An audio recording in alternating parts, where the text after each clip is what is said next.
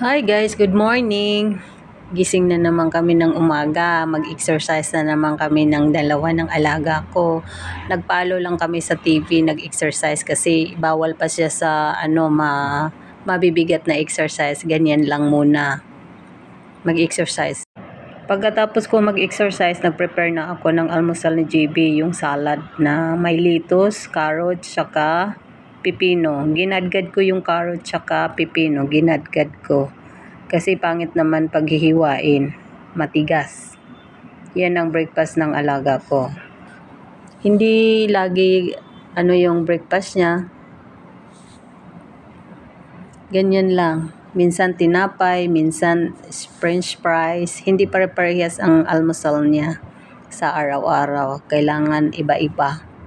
Tapos ang partner, ganyan yan, kadkarin, gadgarin siya para malambot. Kasi kung hihiwain yung carrots, matigas. Tsaka matagal din hindi siya matunaw sa tiyan kasi matigas ang yung carrots. Nahirapan po ako diyan nagbanggod, nagadgad dahil maliliit na. No. Yan lang ang almusal niya. Minsan tinapay, minsan potato fries or potato kamote. Yan minsan. Yan lang ang lagi kong ginagawa every morning. Kasi hindi naman po pwede siya ang mag-asikaso sa breakfast niya. Ganyan lang tayo. Banggod-banggod, banggod dito, banggod doon. Diba? Nahirapan ang Inday magbanggod kasi konti na lang. Pero kalahati lang carrots ang nilagay ko, hindi naman buo. Kasi masyado marami Ilang dahon lang din nilagay kong lettuce. Tapos half na pipino nilagay ko dyan. Yan.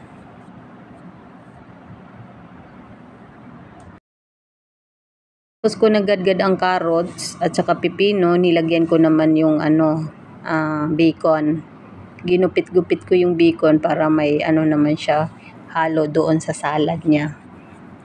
Minsan naman sardinas. Yung sardinas yung maganda, masarap na sardinas. Yung nasa buti ang sardinas, minsan nilalagay ko. Yan.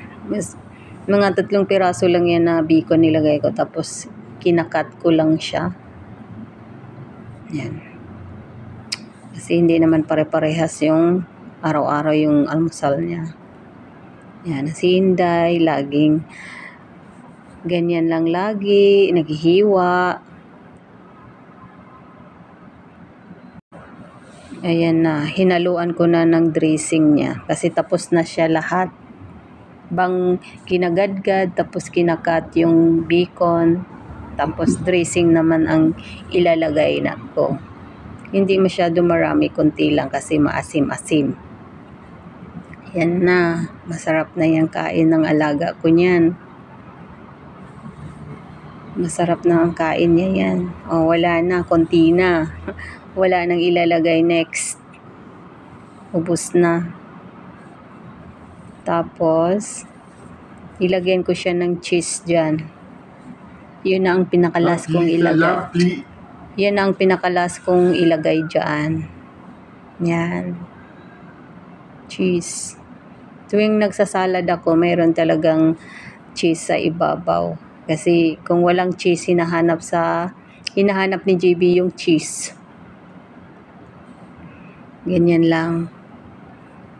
Magagadgarin mo lang siya, yung cheese. Yan, pwede mo na siya ihain sa ganya. Nasarap na siyang kain ni JB. Yan na ang almusal ng alaga ko. Si JB. Yan. Ikot-ikot lang Tapos ngayon, maghihiwa ako ng ganun pa rin sa dati.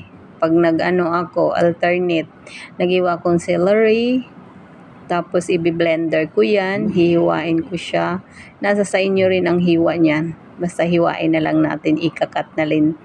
Naghihiwa na ang Inday. Sinunod ni Inday yung apple. Yan. 4 na hiwa din. Kasi maganda yan kasi sa tuwing umaga iniinom mo. Hiwa-hiwa lang si Inday. Sinunod ni Inday yung pipino. Sinunod yung hiwa ni Inday yung carrots. Ayan na. Naghihiwa pa rin ako kasi dinagdagan ko siya dahil konti lang kasi. Ayan. Hiwa pa rin tayo. Hiwa-hiwa. Carrots. Dinagdagan ko kasi guys kasi malalaki kasi. Ay konti lang. Ayan. Yan na. Pagkatapos nyan, paandarin na natin para lumabas na ang juice.